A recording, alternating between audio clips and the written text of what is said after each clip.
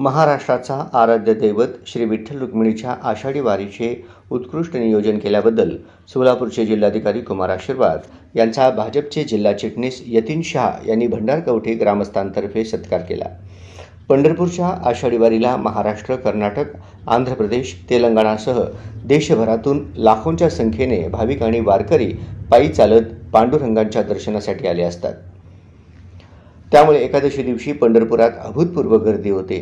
या वारीत वारकऱ्यांना कुठल्याही प्रकारचा त्रास होऊ नये, वारकऱ्यांसाठी पोलीस संरक्षण व्यवस्था, निवास आणि आरोग्य स्वच्छता यासह विविध सुविधा योग्य पद्धतीने पुरवण्यात आल्या आहेत। या काळामध्ये कोणताही अनुसूचित घटना आणि गोंधळ झाला नाही। ही वारी अतिशय शिस्तबद्ध आणि शांततेत आणि धार्मिक वातावरणात पार पडली आहे। यामध्ये जिल्हाधिकारी कुमार आशीर्वाद यांचा मोठा वाटा आहे।